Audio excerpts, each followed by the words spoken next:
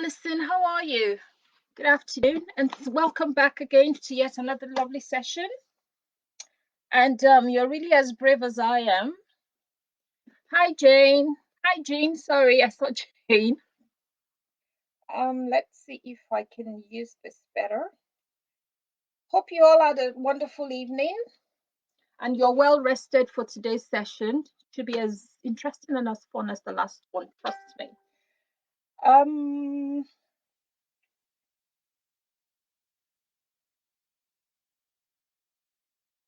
Where art thou, O live?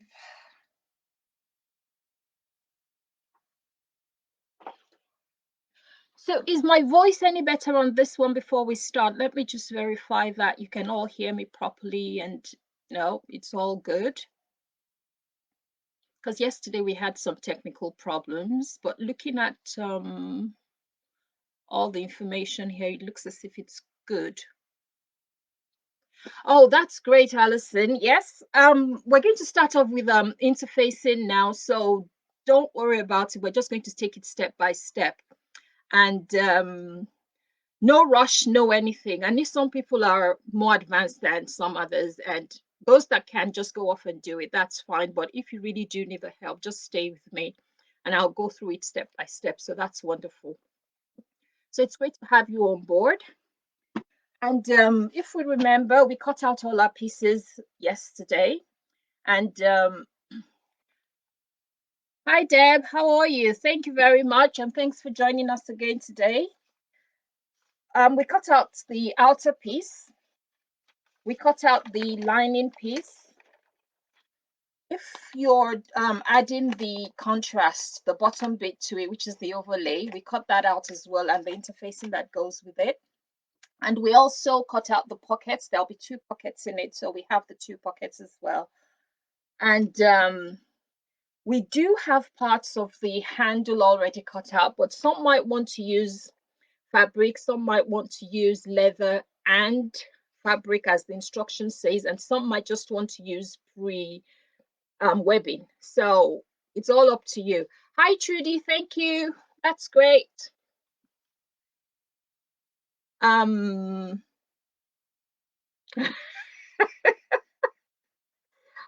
wants to know how to pronounce my name.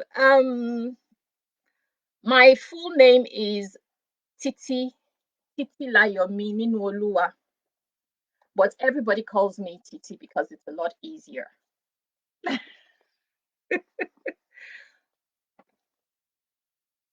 Morning, Cheryl. How are you? And thank you for joining us as well. Alison, don't try and pronounce the full thing because honestly, some people have lost their teeth trying to pronounce it. But it is fine, and I'm cool with that. So, like I was saying earlier, we're going to try and we're going to finish with the interfacing of the pieces, and then we're going to move on to the next stage of the lining, working with the lining and adding the 2 pockets to the lining and finishing off the lining. Those are pretty quick. Now, whoever's not using the half moon clasp, that normally goes on at the end. I'm not using the half moon clasp. I'm just using the magnetic snap because I'm a rebel. So yeah, I'm just using the magnetic snap. So what I'm going to do is that would have to go onto the lining as well. So I'll have to show you how to do that once we get to that stage. And if you're using the magnetic whatever, then that's great. Or if you're using the buckle sort of magnetic snap, that's great as well. It's about, well, more or less the same process. So we're going to go on today and we're going to start interfacing all the bits and pieces together.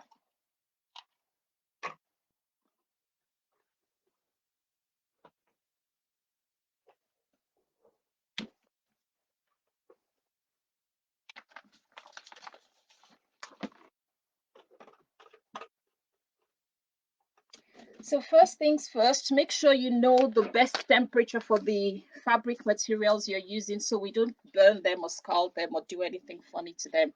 That happens to me a lot because when I tend to mix fabrics together, it just does all sorts of crazy things. But yeah, so if you're using 100% cotton. Make sure to interface all your pieces because you should already have cut out the pieces for all of them. With the faux leather, interfacing is not really required. But if you're using vinyl or anything like that, and if it's a bit stretchy, you might want to add some interfacing to it. So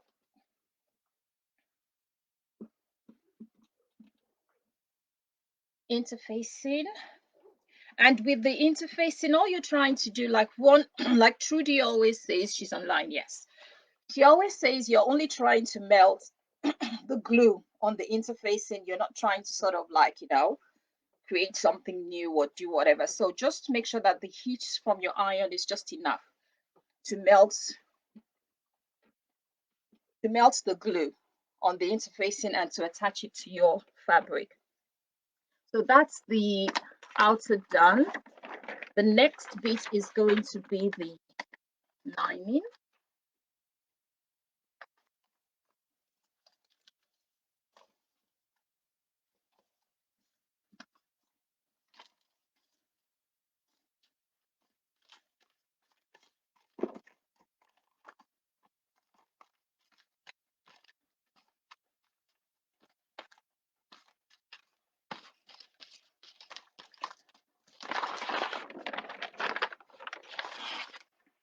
So we have a lining piece. Sometimes it might be necessary to, like I said, I didn't iron my fabric before I started, so it does need a bit of ironing before I interface.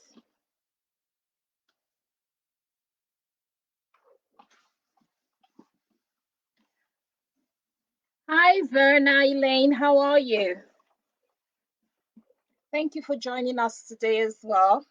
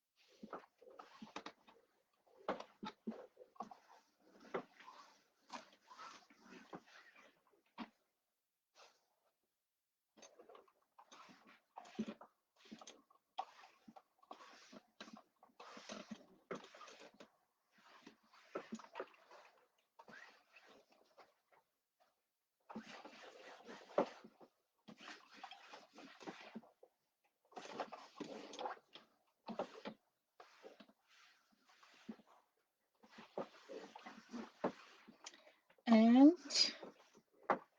lining done.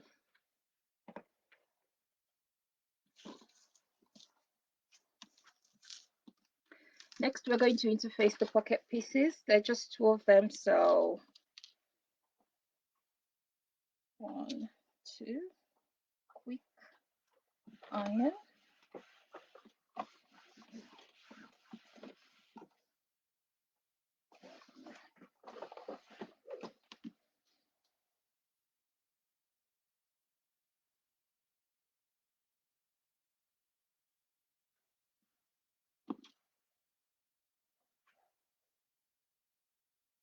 I know this is all the boring bits and, you know, there's really nothing much to do, just working away and stuff, but it's all part of the process.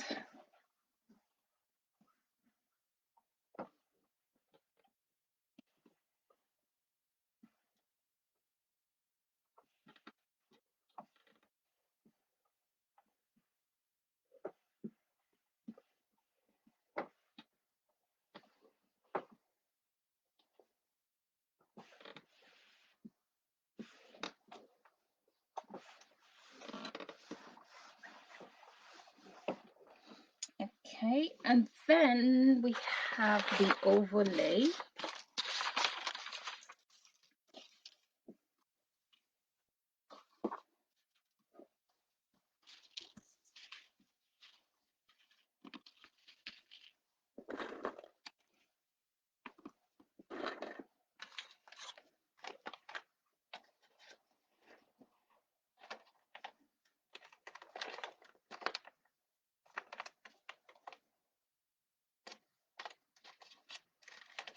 And remember, if you're using faux leather, you don't need to interface. But because I'm using regular fabric, I have to do this extra step.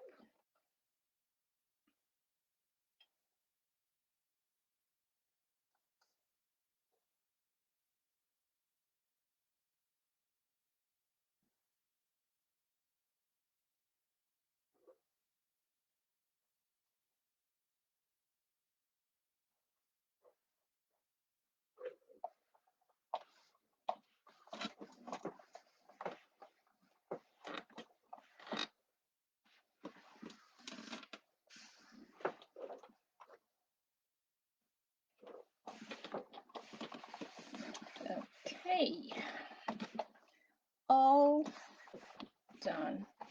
We're going to come to the handles later, and we're going to sort of do that on Thursday.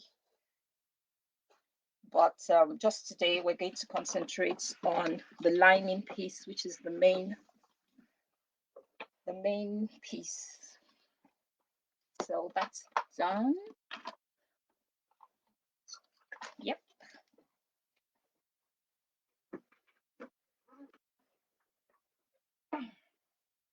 So first things first, there are some markings on the lining piece that we will need to transfer to our lining fabric on the wrong side of the lining fabric.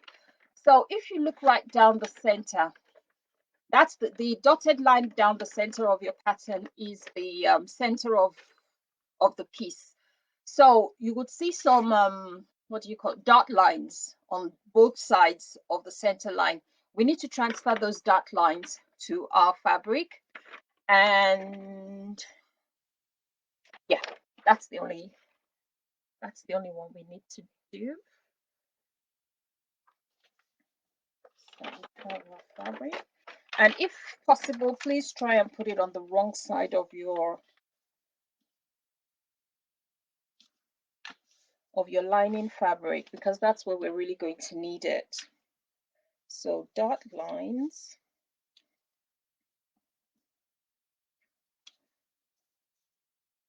And I'm using a pencil because it's on the wrong side, so I know it's going to be fine.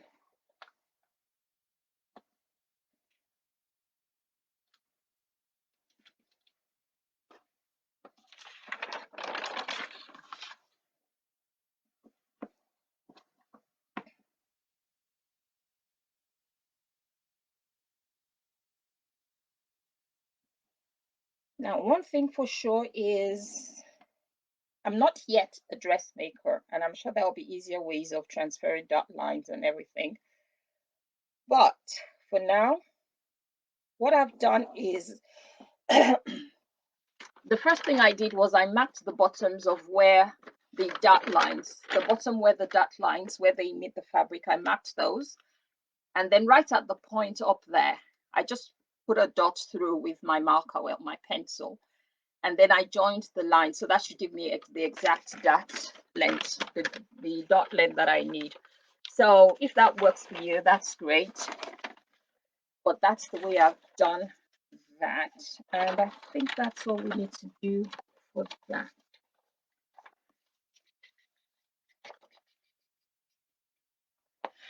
Okay, one last thing is, like I said, the two main pieces, they do have a center. So when you fold them in half, so that's your piece, that's my outer piece. When you fold it in half this way, you're going to get the center of the piece down here. So what we need to do is make sure that we have a nice crisp crease down there. So you can either do it with an iron, or you can just hand finger press it, or just to make sure that you have a crease there.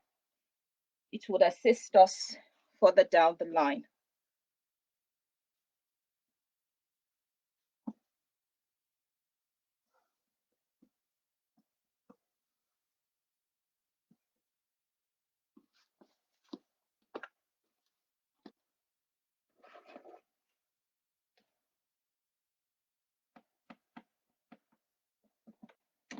Okay, and for this one as well, we just need to find the center.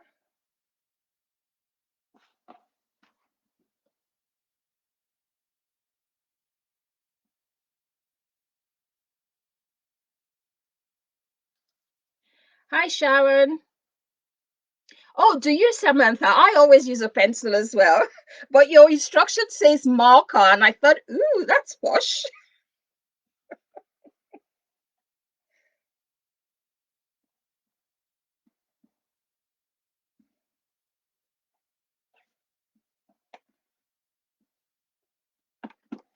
So creases in place. And that's just for me, so I will remember it's there. So the next thing we have to do now is pocket number 1. Oh, no, we have to put the stabilizer onto. I knew I was going to forget something.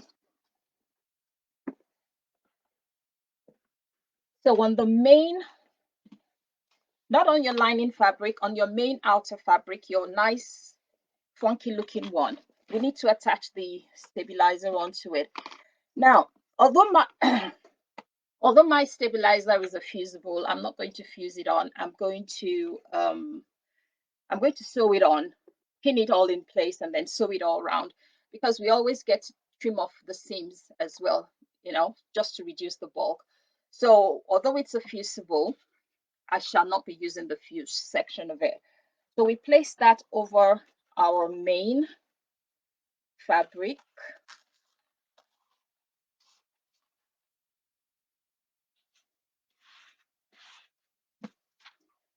and we pin it down.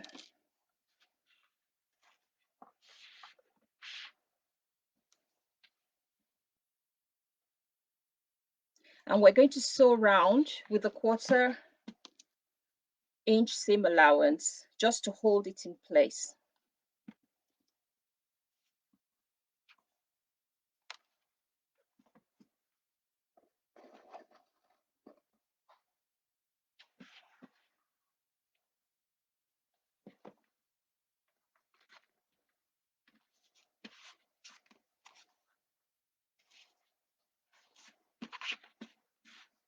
The reason why I'm using so many pins with a foam is because from experience, they just seem to sort of like clump up. I don't know why they do that, but the more pins I put in, the easier it is more for me to sew around them or to do anything with them. So that's the only reason why everything is being pinned, the distraction.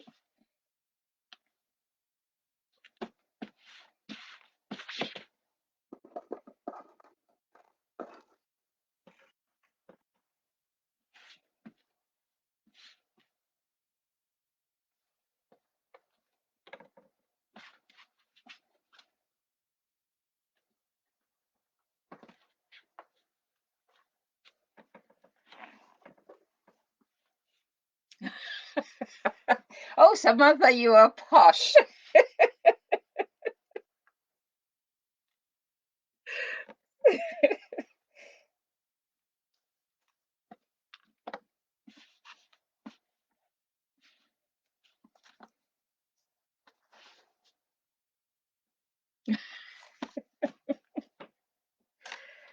So quick whiz round, and it's a 1/4 inch seam allowance just to fix that into place. So we're just going to do that quickly.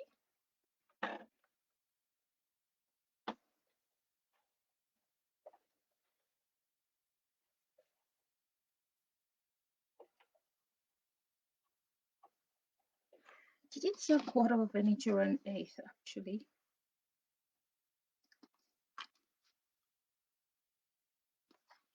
It's a 1/4 inch, not 1/8.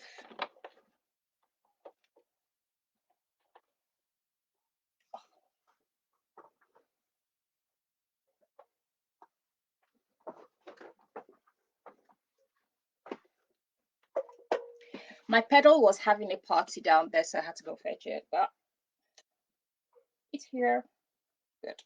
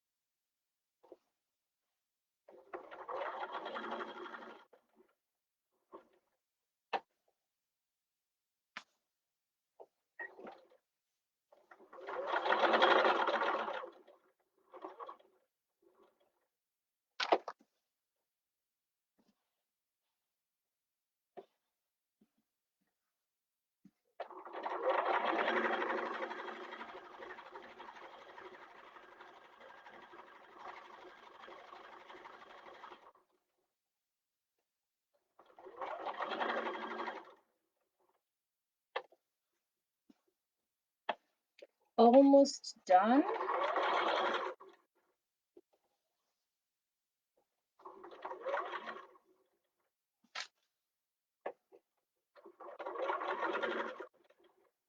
Now, because of all the nooks and crannies and all the corners and things, it's just not one you could just wheeze all the way through. So that's why it's taking a bit of time, but we're almost there.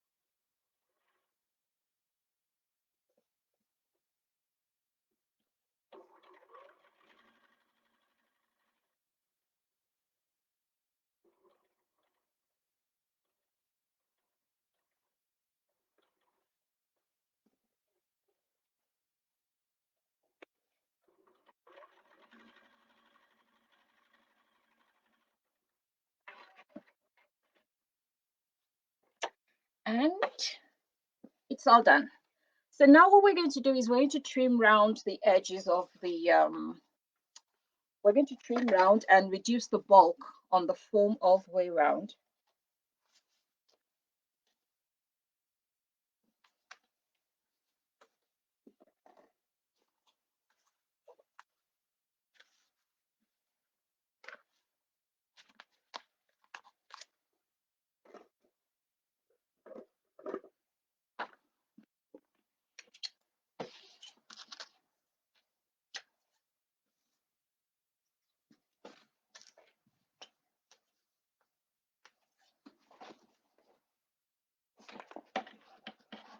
Please don't cut into your fabric as you're doing this because the temptation is quite high to do that.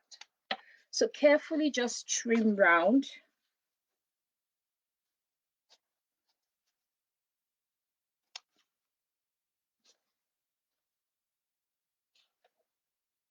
Lift the seam, lift it up slightly and close as cut as close as you can to the stitches that you've done all the way around. So that would reduce the bulk. And if you're using a home machine, that should make it a lot easier for you to be able to sew over the layers eventually.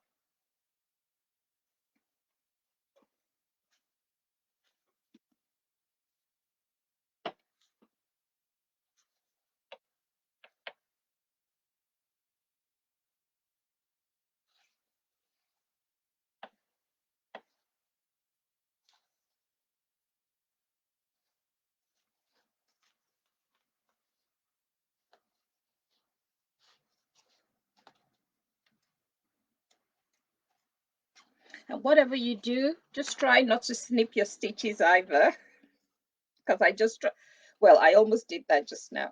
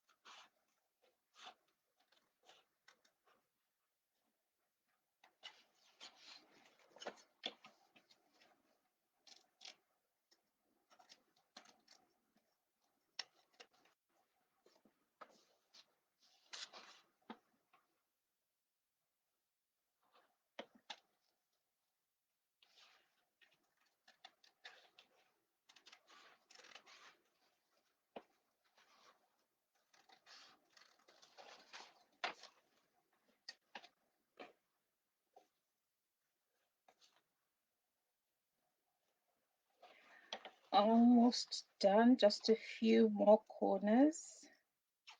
and hopefully that should be done.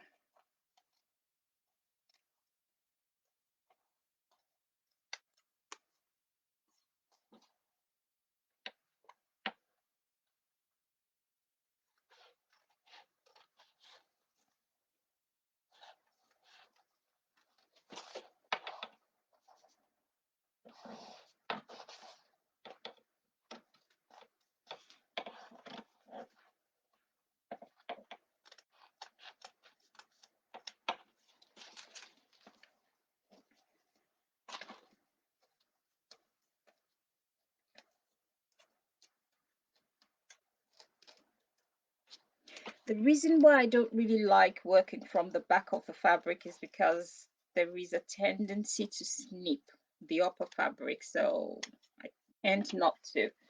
I prefer to work from the front, but yep, I think I got it all.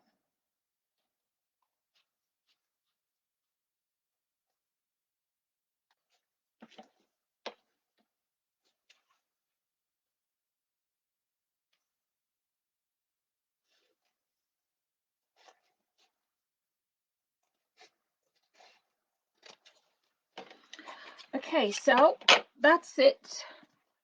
And the foam has been attached to it, so we can see that's the front and that's the back. So you have the foam all nicely done all the way on the back. So we'll just place that there for a minute. And then we go back to our lining fabric. And like I said, we're attaching the pocket to the lining at this stage.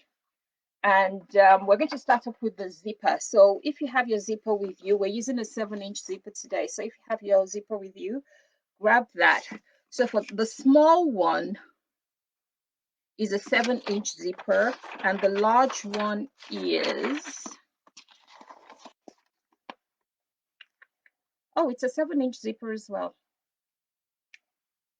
Yeah, both of them are 7-inch zippers, so that's actually very, very perfect. So we're just going to add the zipper too. So we only need one for now. So the first one, and the measurements are,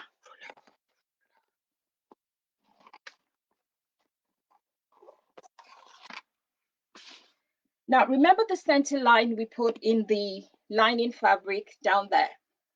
So it's going to be on this side, the tallest part. That's where the pocket is going to go, somewhere there. So it's going to be 3/4 of an inch from that middle line and 4 inches from the bottom. That's how you want to make sure that your your pocket fabric, the zipper pocket fabric, is laid.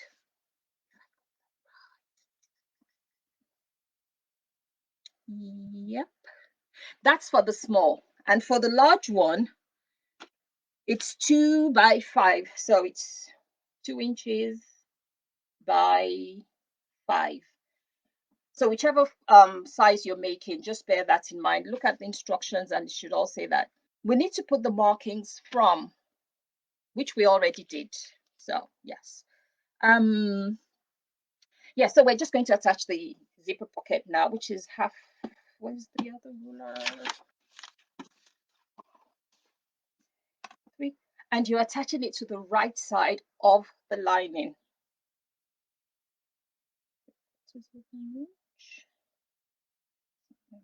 There.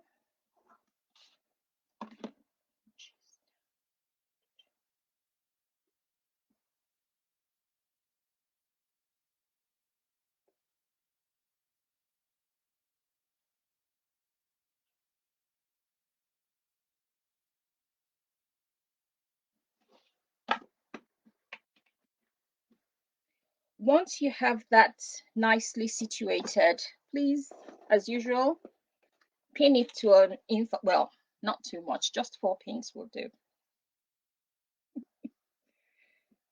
So right sides, the pocket, the right side of the pocket is on the right side of the lining, 3/4 of an inch from the middle line and 4 inches from the bottom for the small one, and 2 inches in for the large one, and 5 inches up for the large one. So bear that in mind. And once I've pinned this down, I'll show you what I mean.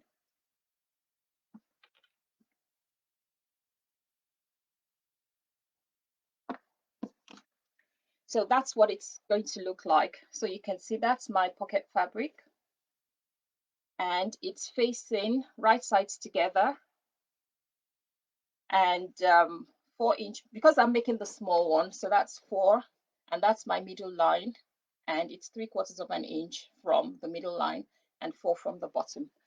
And then the next thing we're going to do is we're going to have to draw the, if you know how to make a zipper, you can just go ahead and whiz through making it. But if you're not sure, the next step is going to be making the little box for the zipper.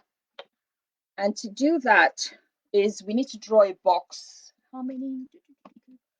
4.5 by 4/1/8.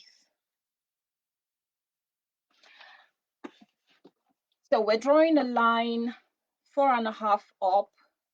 So the size of the little box, the width of the box is going to be the length of our zipper, which is 7 inches, and the height of it is going to be 3/8 of an inch. So, but we're going to, so it's going to be done 4.5 inches for the very topmost line and 4/1/8 of an inch for the bottom one. So using your ruler, make sure it's nice and centralized.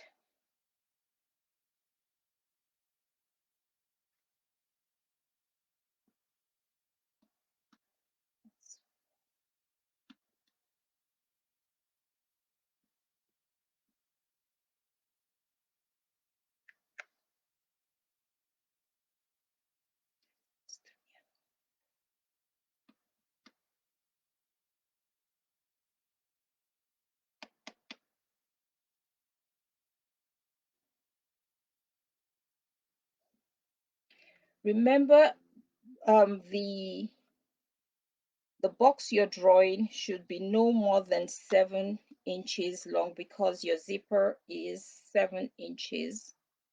If your zipper is longer than 7 inches, don't worry about it. You're just going to trim it down to whatever size it is. But just make sure that your rectangular box 4, so I'm going to show you that. I'm not sure how clear that will be. So that is the rectangular box that's been drawn there. And right in the middle of that box, we're going to draw another line right in the middle of it, but it's not going to go all the way down to the ends. It's going to stop about 3/8 of an inch from both ends. So draw a line straight down the middle.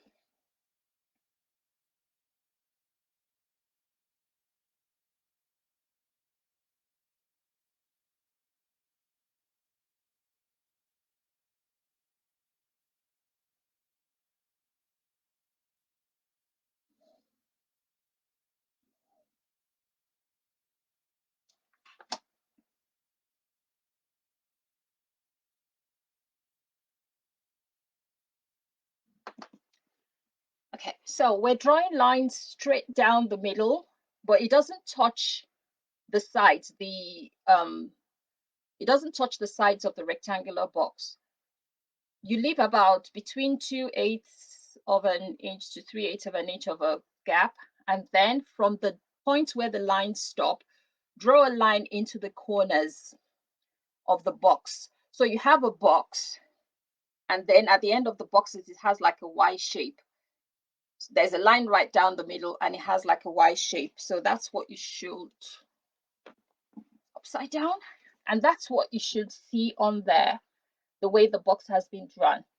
And the next thing we're going to do is we're going to go to our sewing machine, and we're going to sew right round the outer perimeter of that box.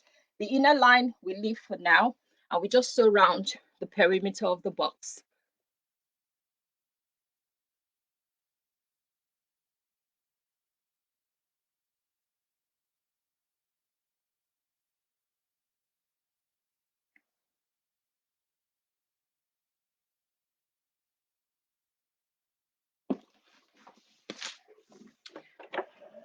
Just seeing if there were any questions I need to answer, but Samantha seems to be on the case, so that's great. So what we're going to do now is the perimeter of that box. We're just going to sew all the way around, all the 4 edges of it. And once that has been done, then the fun begins. I think the fun part is when you actually have to snip. So we'll do that.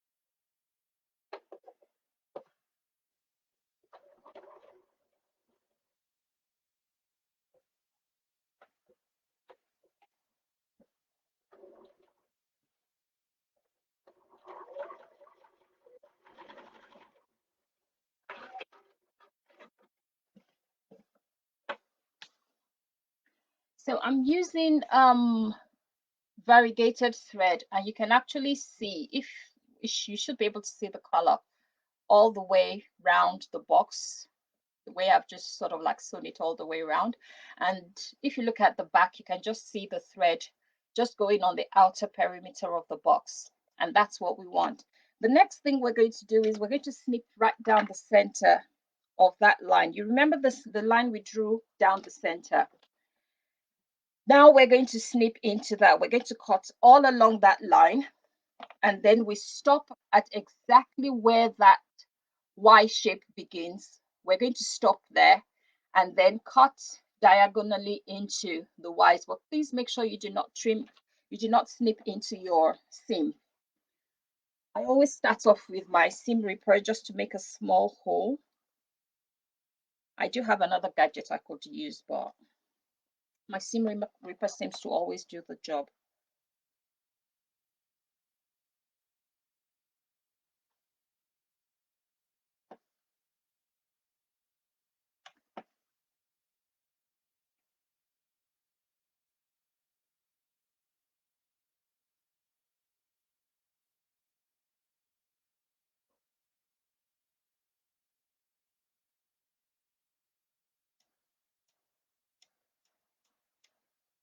And when you're trying to cut into that Y shape, as in going into the angles on the side, just take tiny little baby steps. Don't go too much so we don't cut into our seams. I've never ever tried to fix one, but I don't want to try today, so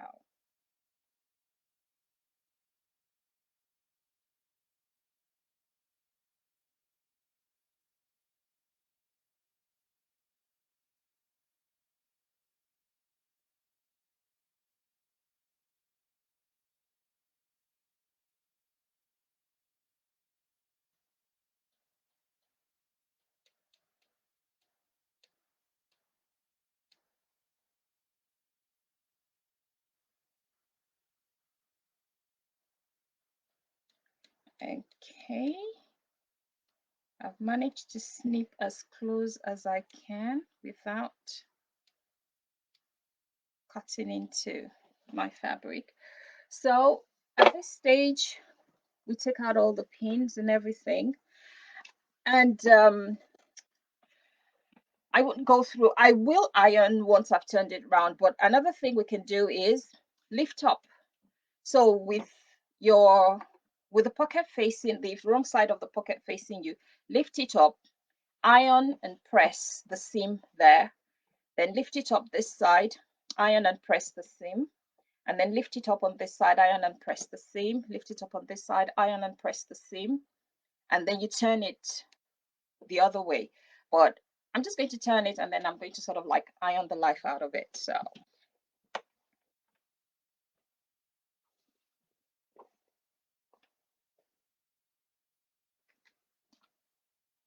So you're pushing it through the hole we've just cut to the other side.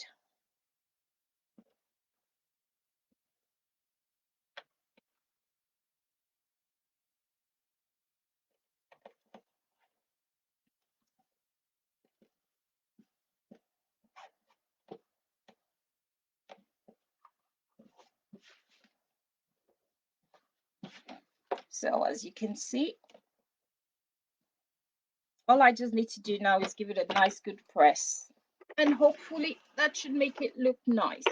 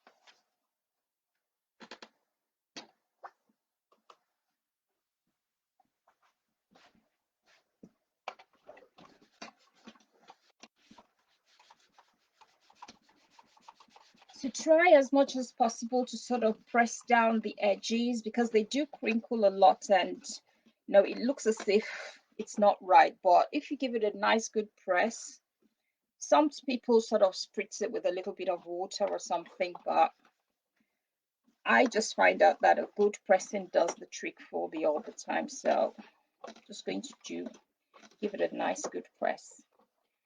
And once that has been done, you should have a little window like that. And that window is where our zipper is going to sit.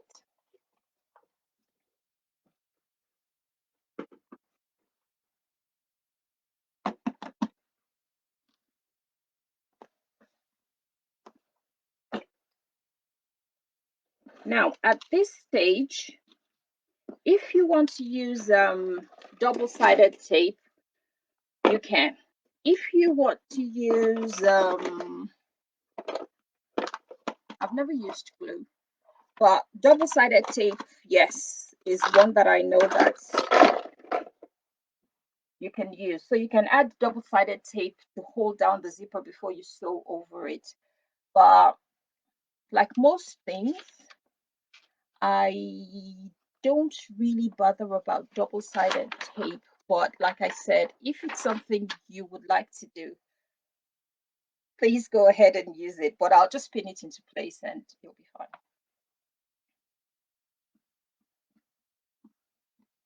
And decide what direction you want your zipper to be. Either it opens from left to right or right to left. And make sure that your zipper tab is facing the closed direction. So if you're opening from left to right, your zipper tab will be on the left. If you're opening from right, it will be on the right. Yeah. So nicely position your zipper.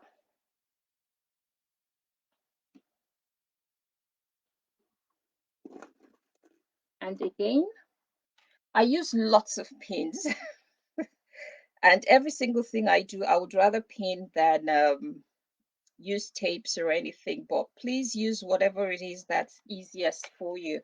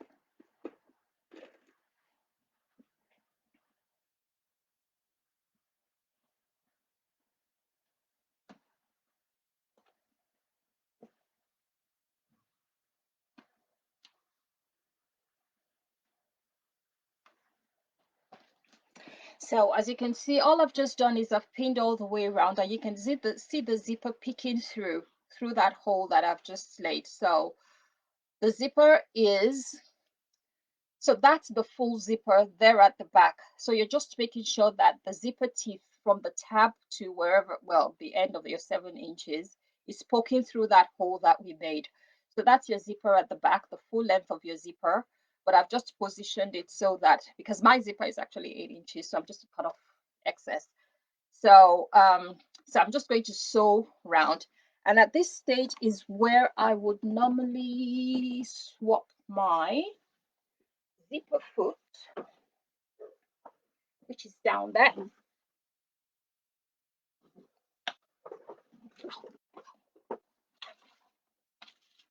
So if you've got a zipper foot, it's a lot easier to use it, because most of them, the way they are made, they taper, so it sort of bypasses the zipper tab, and you don't catch it when you're trying to sew down. So if you know you want a nice, straight, clean finish, change to a zipper foot.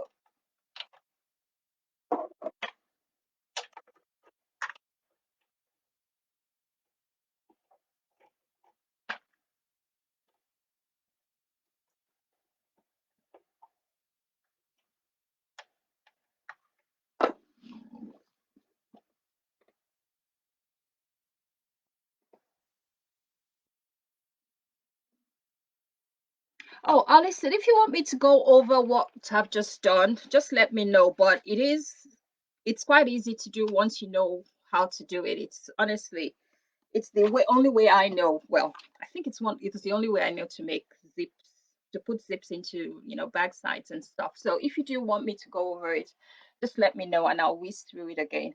So now what I'm going to do is I'm just going to sew around the 4 corners of the zipper. So I've pinned it nicely. Now I'm just going to sew all around so I fix the zip.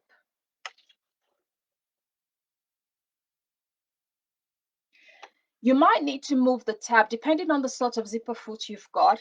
Some of them are a bit bulky, and the zipper tab does get in the way, so you might need to move it out of the way. Sew past it. When you get to it again, stop, lift your foot, and then move it out of the way again, and then continue sewing. But it depends on the type you've got. So check the one you have and use accordingly.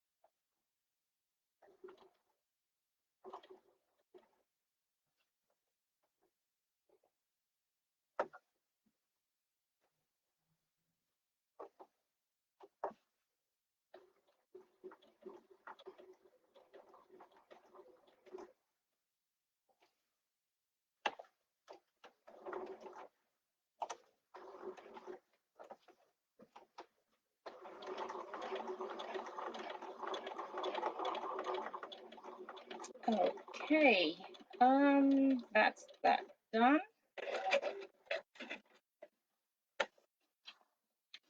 And as you can see, the zipper is now attached. All the pins are out, so the zipper is there, and hopefully it should work. So, hello. So what I'm going to do next is I'm going to trim off the excess tab that I've got there.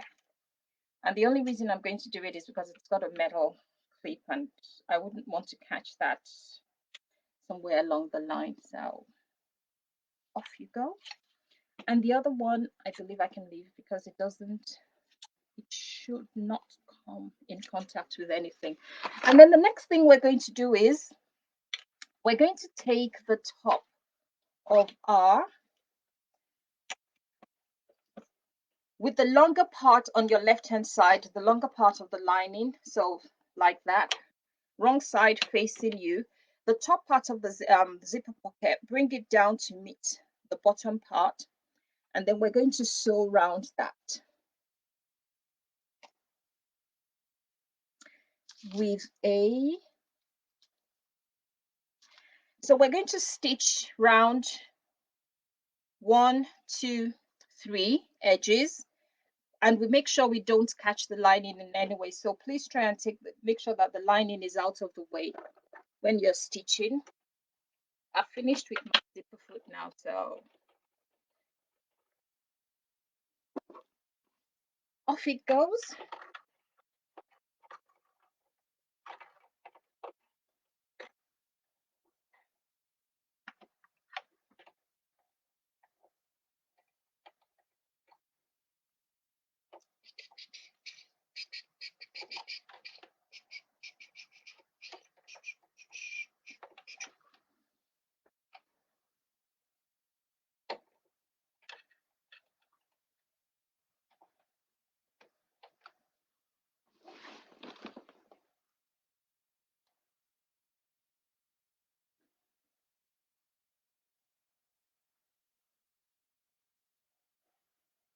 Most Cheryl, the zipper method, it's, well, most of the bags I've made, that is the method I see most of them using. So I don't know if it's something that's, well, most designers just like, but then I have to sort of figure out the patterns that you've done that I haven't done, and I'm sure there'll be loads of them. But yeah, it's one of the methods I know that I used, and it's nice, it's easy, it's straightforward. Once you know it, it's easy. You just do it. Most times you don't even think about it, you just do it.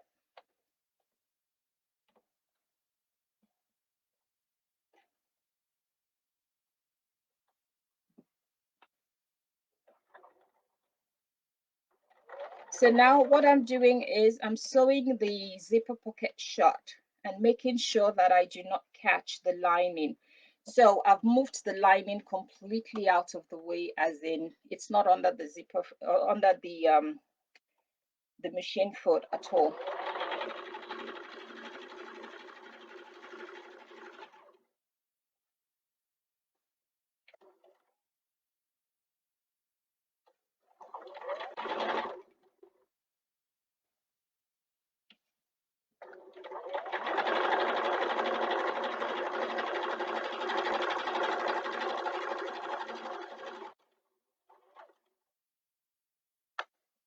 And on this side as well, I moved the lining fabric out of the way, so it is completely out.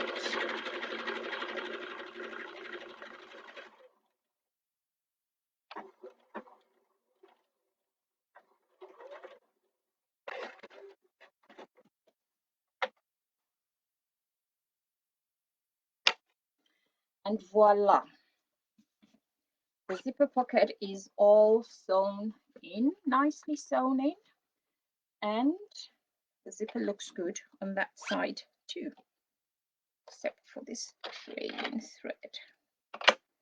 So that's that done.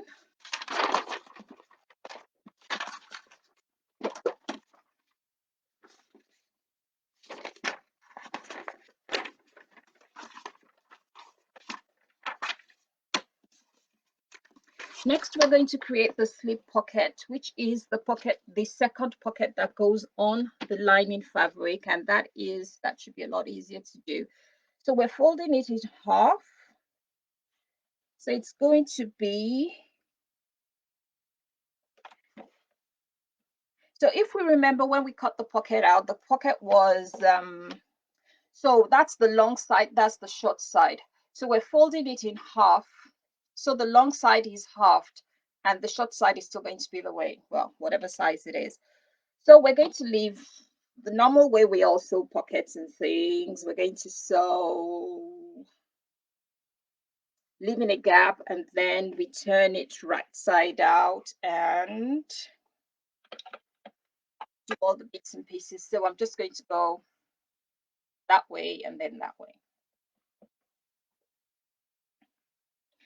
And one thing I do is, because I'm leaving that gap in the middle, I start sewing from the top here. So I sew about 3 or 4 stitches in, and then I turn it sideways, and then I start coming all the way down. So when I need to fold that gap, the stitches are already there and they sort of like mark exactly where they need to go. So that's a method I've always used, but whichever method works best for everybody, as long as we get the right. So about 3 stitches, then I turn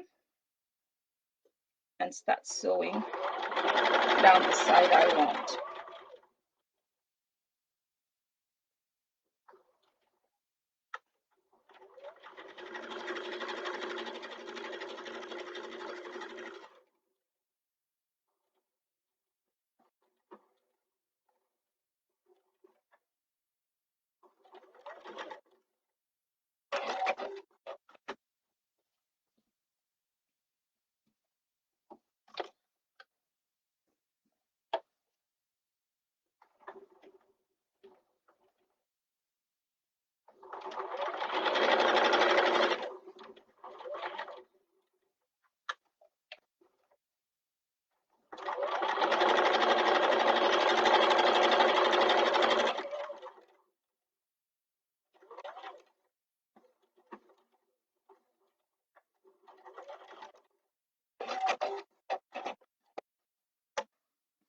So if you look at the top there, you'll see the tiny 3 stitches I've made up there and up there. It always forms a nest, so ignore the nest. So I'm just starting from that side and it's done that. So when I flip it over now, that is going to sort of, and iron it, that's going to fall into place as well.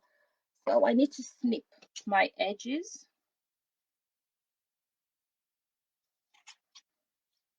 So reduce the seam allowance, cut into at the corners especially. Trim down the seam allowances so you can have a nice crisp edge.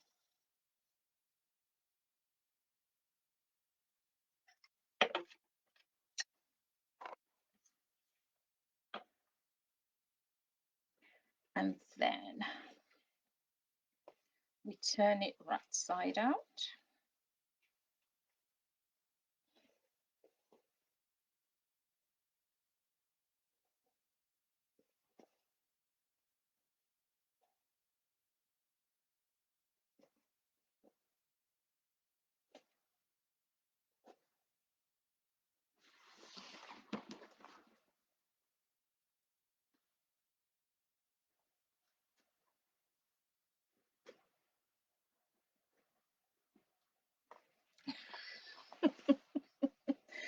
So I've turned it, and like Mrs. H says, her trusty little crochet needle.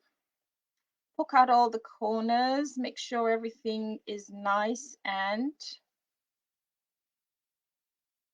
crisp at the corners.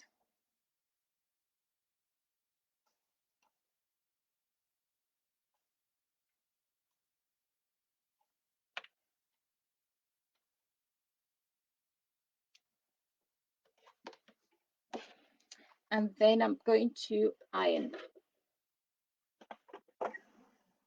so it's nice and crisp.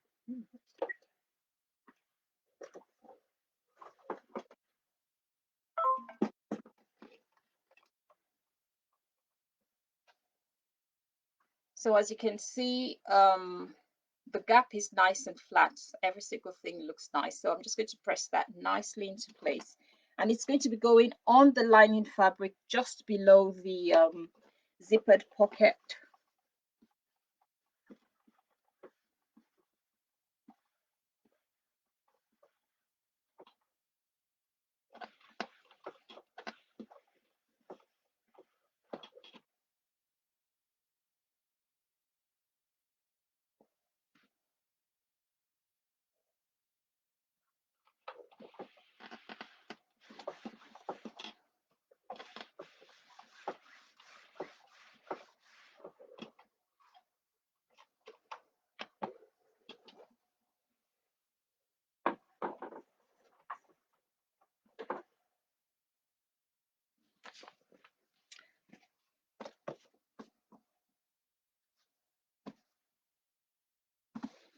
So the next thing is we're going to have to place, we need to top stitch round the 3 edges, sort of like top stitch all the way around. So that's the 1/8.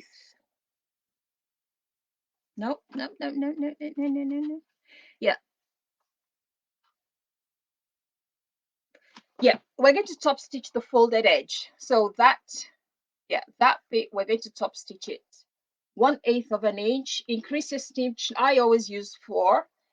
But it depends on what everybody's preference is. I always use 4. So that's folded part, not the open part. The folded part. Some people, well, actually, I always use that for the bottom bit, and I always stop. Yeah, so just top stitch the folded bit 1/8 of an inch from the top.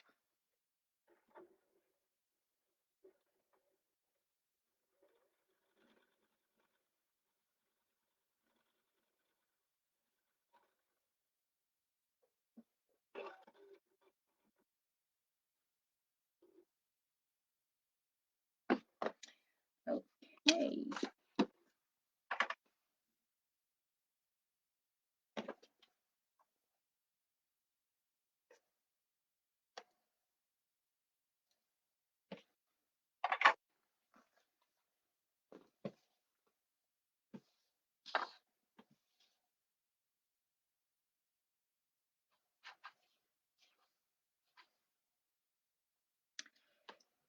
The small pocket, the instructions and the distance from the top, from the zipper teeth, where to place the slip pockets are already in the pattern. So just follow the instructions in your pattern and place your slip stitch.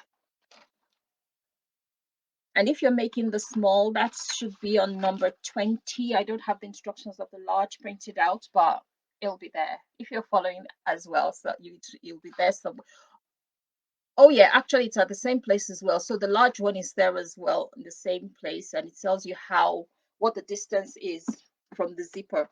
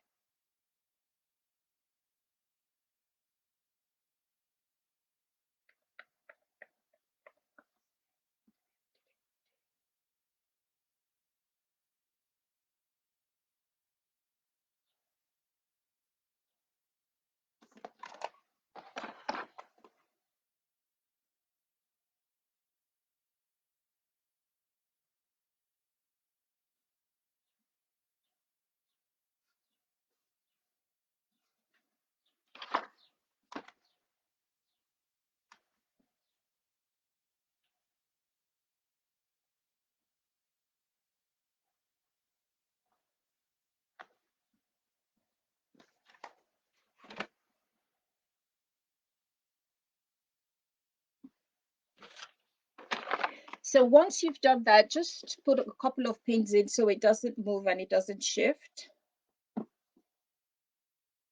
And then we're going to sew down the 3 sides. Now remember, you've got the zippered pocket at the back of it. You want to make sure it's out of the way, so you might need to pin it up. So move the zipper pocket up that way. That is where the slip pocket is going to be. So you want to move your zipper. If not, that's how the zipper pocket falls. Lift it up out of the way and just pin it out of the way.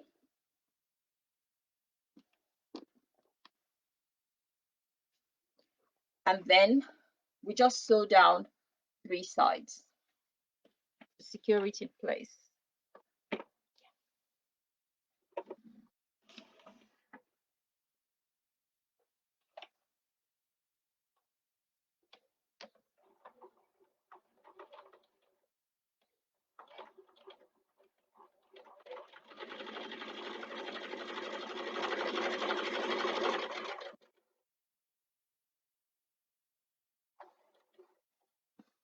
Remember, the turning gap is now facing downwards. It's now towards the bottom of your bag. As we go over, as we sew over now, everything is going to be enclosed, and the little gap is going to be closed up. So we're killing 2 birds with 1 stone.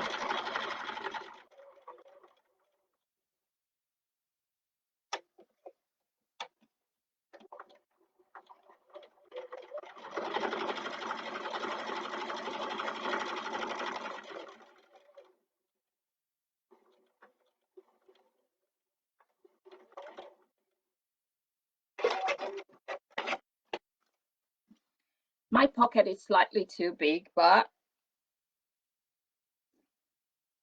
I like it like that. So just the slip pocket though, because I haven't used I didn't use the seam allowance mentioned in the book, but the seam allowance and all the instructions are there. So you should now have a slip pocket down there, which is just right over your zipper pocket. So both of them should now be done. And now we're going to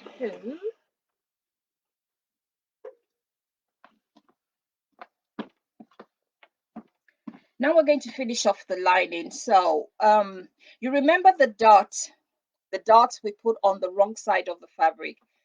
We're now going to fold our fabric. So that's your lining fabric. God, I hate fraying. Okay, so we're going to fold it in half, matching all the seams and matching all the bottoms and everything.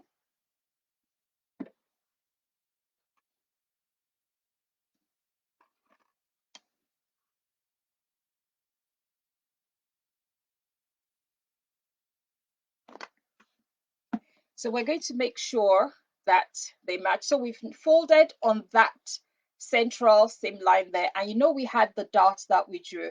So we're going to sew on that dot, exactly on the dot line. We're going to sew all the way from the bottom all the way to where the dot line stops up there. So from there, where my left hand is, we're going to sew up to here, right over the dot lines up to there. So that's the first thing we're going to do with our lining.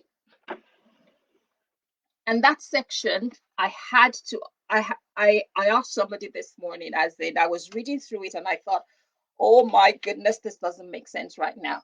So I had to call Lynn and say, please, what does this mean? Lynn has made it so many times. So I knew she knew what she was talking about. And so if it doesn't make sense, just follow the instructions. It works in the end.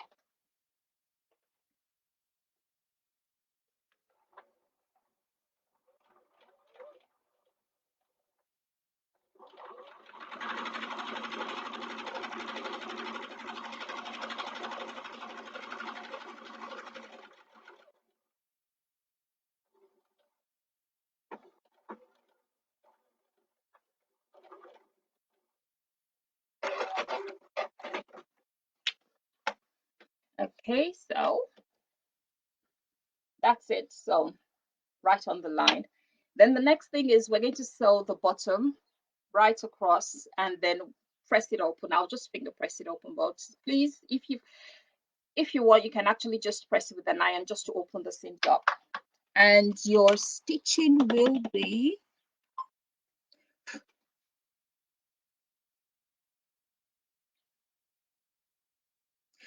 3/8 of an inch seam allowance.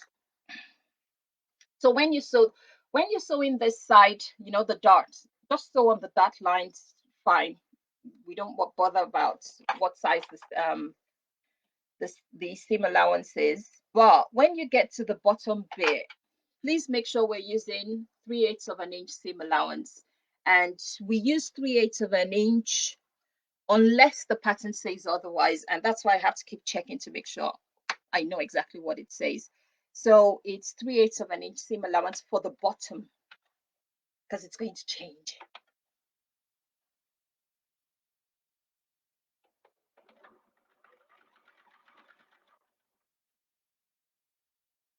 Technically, you shouldn't catch the slip pocket when you're sewing the bottom bit, but just check just to be on the safe side.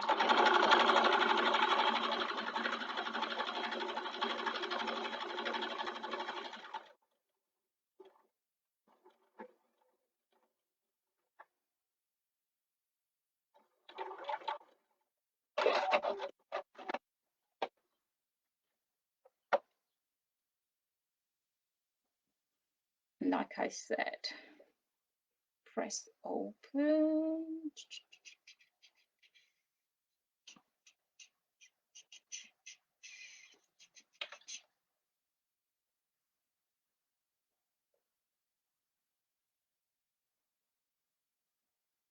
Okay, please feel free to take it to an iron. I just hate ironing, but yeah, it's nice pressed open, and I'll remember to open it anyway when I do the other side. And then for the side seam as well, 3/8 of an inch all the way down. So just that bit to that bit. So all we're going to have left is just this flappy bit. So we just want to sew from there to there, 3/8 of an inch. And please make sure that the pocket is out of the way. It shouldn't get there, but please just check just to be on the safe side.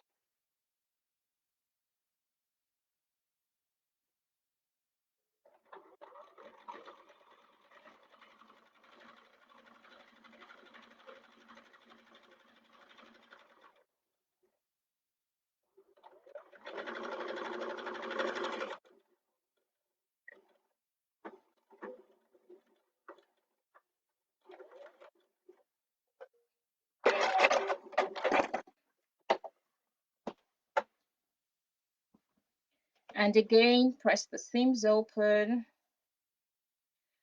Pressing the seams open, it does help later, and it does help reduce bulk, because then single thing is well sort of distributed.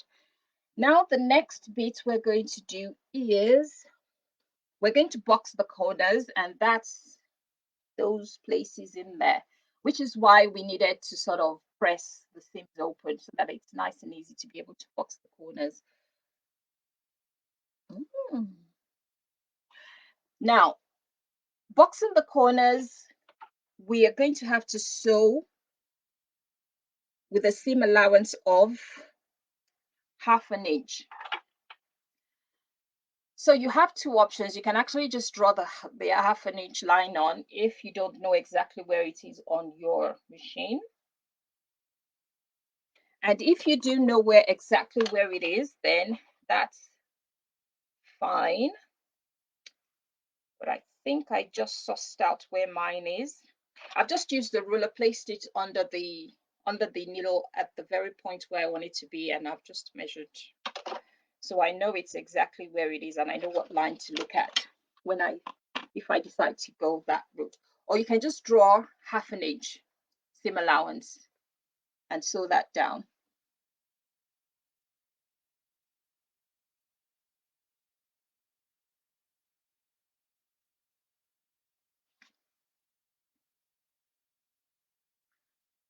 So make sure you match the seam allowances from the bottom with the side. Make sure they match nicely. If not, the boxed corners don't really work that well. And I'm trying to find where the two stitchings where they meet. And then, like I said, we're stitching half. The seam allowance on this one is 1/2 an inch, so we're going to have to make sure that it's exactly 1/2 an inch, because it's going to make a difference to what we do. So that should be 1/2 an inch. And if you're not sure you can make a straight line, please draw just measure 1/2 an inch from the tip of the box in, and then just sew right down that line.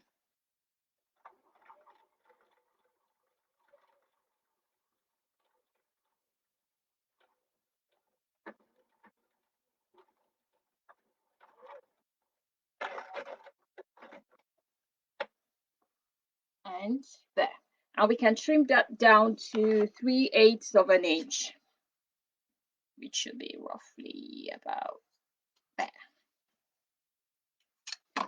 And we do that for the other side as well.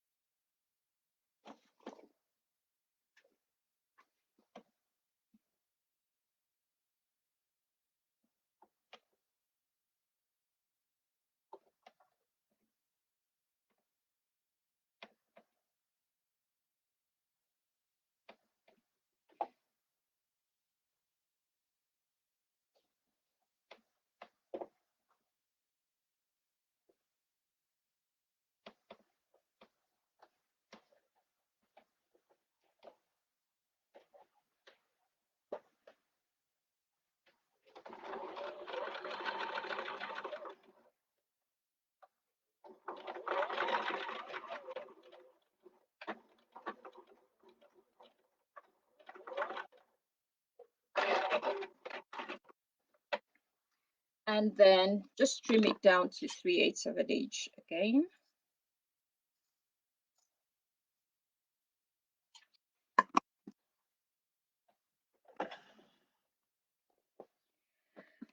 And the lining is done.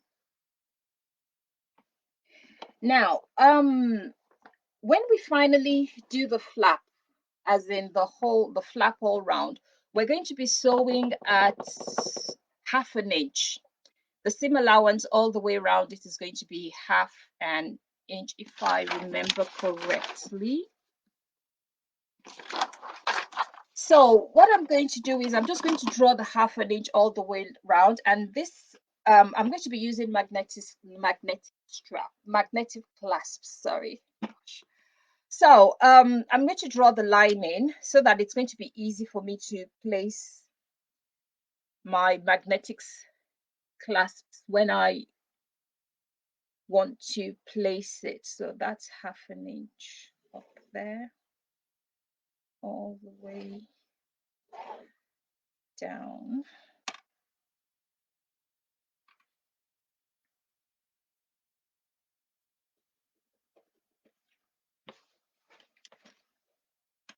Because I'm working on the wrong side of the fabric, I really don't mind using pencil or stuff like that. But if you want to use a marker that you can easily get off, please do that.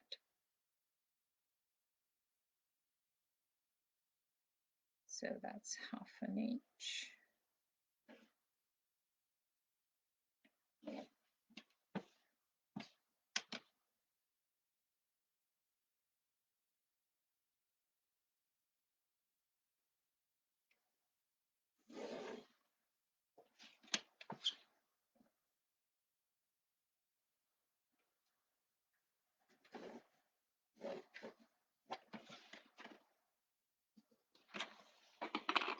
Okay, I hope you can see the pencil marks. You can see that I've just drawn 1/2 inch all the way around.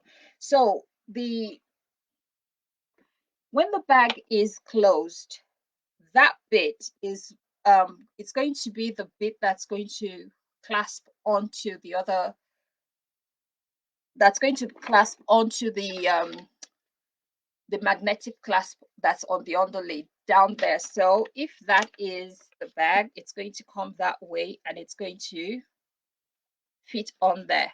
So what we have to do now is place the magnetic clasp somewhere on there. Now we have to reinforce the fabric and make sure that it does not, so that it gives it more firmness. So I'm going to add foam, and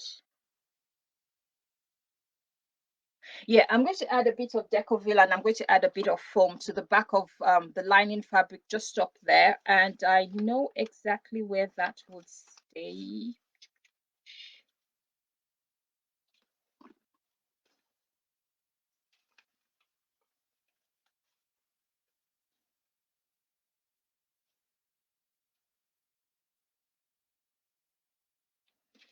Okay.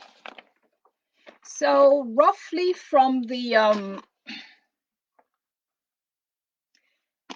if you look at the pattern, you've got that shape there where it shows you where the snap is going to be placed on the overlay. So what I've done is I've taken the flap of the lining, laid it over, and I've matched the I've used the measurements of the line I've drawn, as in I'm not starting from the edge, I'm starting from the half-inch line that I've drawn. I'm using that over the dotted lines and then putting a mark on where I want the magnetic snap to go. So please bear that in mind when you're trying to find the exact placement.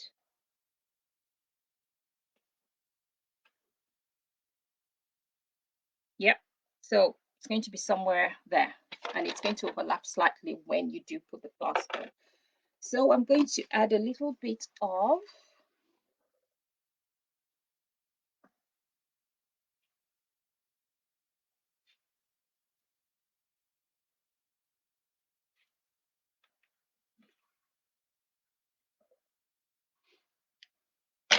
and I should have a little bit of Decoville somewhere. I'll just grab some Decoville as well.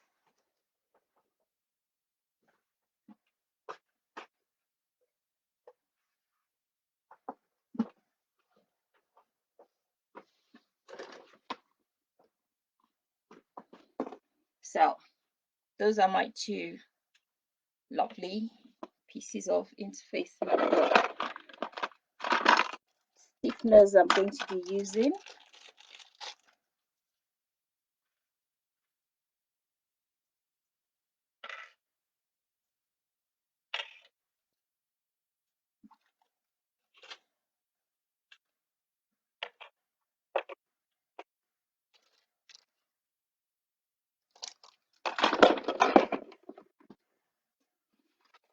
So whoever it is, I can't remember who said they wanted to use a magnetic clasp. So that's how we do it. And if you have any questions, just pop them in and let me know. Okay, so that I can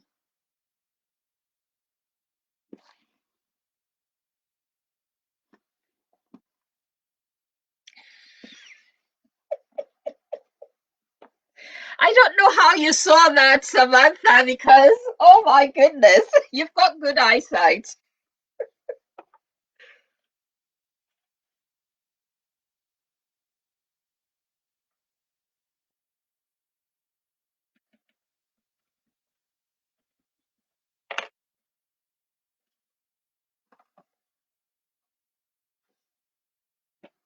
So I'm just affixing, and please make sure you are fixed to the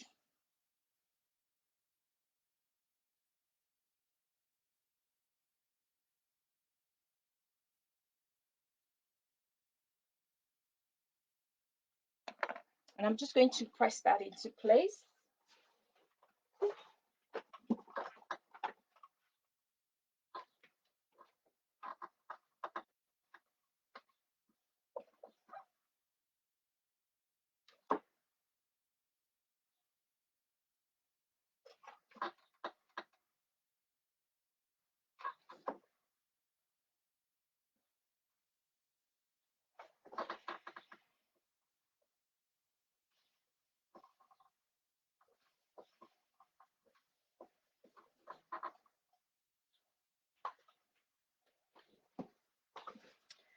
Okay, jokes done.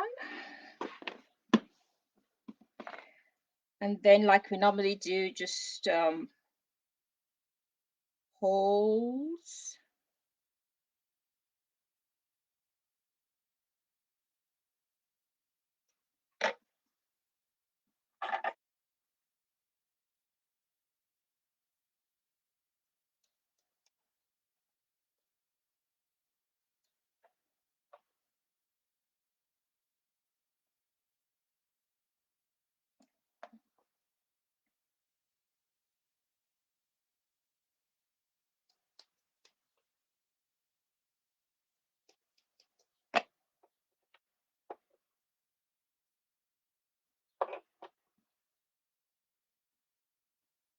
I'm trying to figure out which one goes where. So either the male part or the other part, but yep, got it.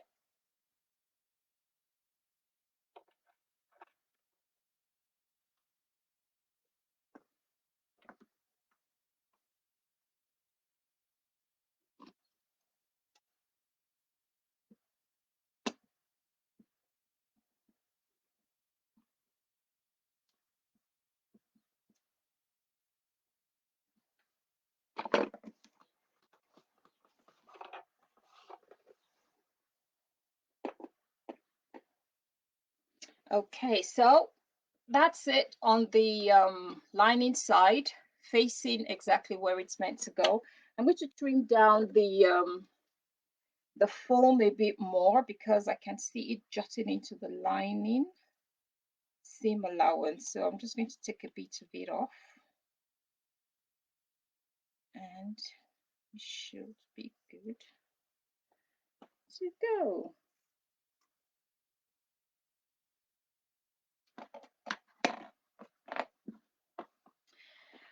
And that the lining is done. That's where I was hoping to stop today anyway. And on Thursday, we'll start with the handles and the different variations of the handles. So if you have any questions you want me to look into, could you please pop them in there and I'll try and answer every single one of them. But thank you so much for your time today. Thank you. It's been fun. I'm actually really enjoying myself on this one. And though the pattern really looks funny and all, it's quite a very easy sew. It's easy to sew. It's once the thing is, once I get my head round what the pattern is like and what it's doing and what it's not doing, it's really fast and easy to sew. I've heard that being said by many other people that have actually made it, but because I had never made it. But looking at it now, once it's been cut out, it's just all the same process as any other bag you would make. So you put in the pockets, you know, get the lining done, and then you get the outer done, and you put it all together, and your bag is done. So I hope you've enjoyed yourself today. I've really had fun sewing with you. And Thursday, we'll now do the handles. The handles will be slightly different. The way I will do the handles will be different from the way Samantha has said, but I'll talk you through what's in the instructions, the pattern as well. So don't worry about that. And if you do want to use an what do you call it? Free, what's it called? What's it called? What's it called? If you want to use webbing, yes, if you want to use webbing as well, just make sure the webbing is the same size as your hardware. The hardware we'll be needing on Thursday would be the tri-glide and the triangular ring. So we'll be needing those two hardwares. And if you've got the moon clasp, please come in with that as well. That will be done on Thursday, but part of it might be done. It'll be done on Friday, but part of it will be done on Thursday as well. So most of the hardware stuff will be done on Thursday. So I'd like to say another big thank you to everybody. See you all on Thursday and have a lovely evening. Bye.